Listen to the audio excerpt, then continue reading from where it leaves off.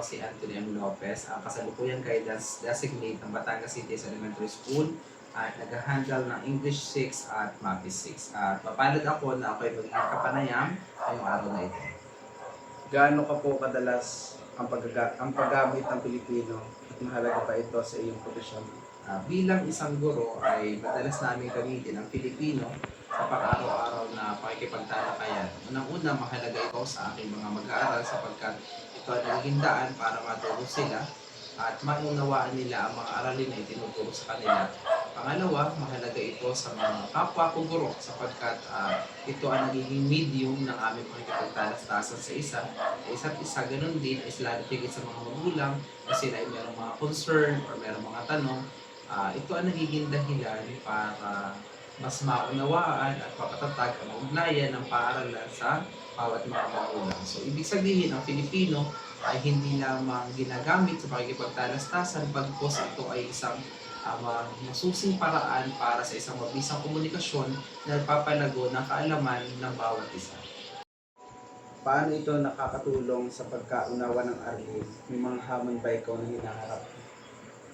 Bilang guro, mahalaga ang wikang Pilipino sa pagkaunawa ng mga aralin sapagkat ito ang nagiging dahilan para mapalalim, maging mapanuri, at maging creative thinking ang bawat mag-aaral. So, magitan kasi nito ay nagiging daan para mas madali nilang maunawaan. Although meron tayong tinatawag na mother tongue, ito ay nagiging susi para mas madali para maunawaan nila ang iba't ibang mga asignatura.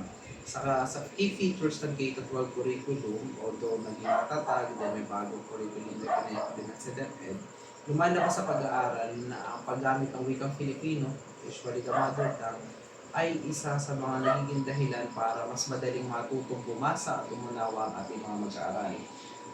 In terms sa mga hamon na kinakaharap, meron tayong kinakaharap na hamon lalo tigit kapag ang ating mga mag-aaral ay tinatawag natin mga diverse learners. When we say diverse learners, ibig sabihin ay meron tayong mga mag-aaral na mga Bisaya or for example, or mga mag-aaral na nanggaling sa iba't ibang mga pangkat etniko.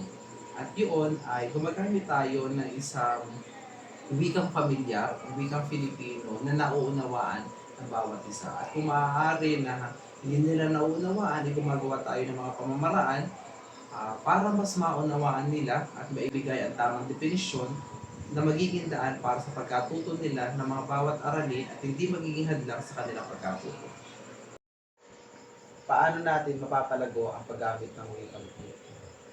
Ang wikang Filipino ay nararapat lamang na ating gamitin sa pang-araw-araw na komunikasyon at sa araw-araw na diskusyon sapagkat ito ay nagiging daan para mas lalo natin mapalago at malinang ang paggamit nito.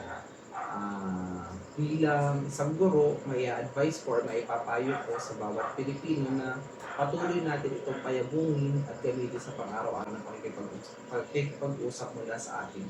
Magmulat ng ating mata hanggang sa matapos ang ating araw. Ganun din ay una, palakasin ang edukasyon sapagkat ang Pilipino ay itinuturo natin sa iba't ibang asignatura. Bagaman tayo gumagamit ng wikang Ingles, mas lalo natin gamitin ang wikang Filipino sapagkat ito ay nagiging susi para mas maunawaan ng mga mag-aaral ang isang aralin na itinuturo sa kanila. Pangalawa, hikayatin natin ang ating mga kasamahan sa pamilya, sa ating lipunan na gamitin lagi ang wikang Filipino at hindi ang wikang balbal na umuuso sa ngayon. Kung magkita ng media, entertainment, paggamit ng mga Facebook.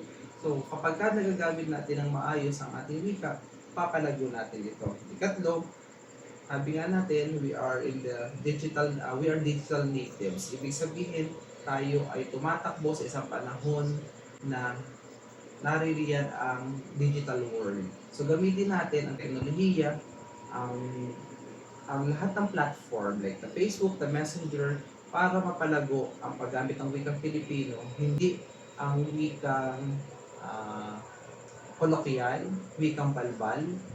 So, ating laging alalahanin ang pinag-ugatan ng lahat ng wika. Ganun din ay paghalagahan natin ang ating kultura, ang ating mga identidad, sapagkat dito tayo nakilala At sa pagdaan ng panahon ay mananatili kung saan tayo nagmula sa ating wika at suportahan ang pananaliksik at panitikan. Sa pagdaan ng mga panahon ay hindi dapat maiwan at hindi dapat makalimutan ng bawat tao ang sumulat ng iba't ibang artikulo, ng iba't ibang uri ng sulatin mula sa tula, sanaysay, pabula, maikling kwento. At kapag ang tao ay marunong lumikha at ginagamit ito sa iba't ibang platform, ay utay-utay nating makikita na sa pagdaan ng panahon, umuunlad ang wikang Filipino at hindi ito nakakalimutan. Hindi lamang sa larangan edukasyon, bagkos ay sa iba't ibang larangan na ating tatahak sapagkat ang mga estudyante ito na ating tinuturuan, sila ay magiging professional sa kinakaharap. At ang mga professional na kinakaharap na ito, gagamitin din nila ang wikang Filipino sa iba't ibang disiplina na kailang pupuntahan.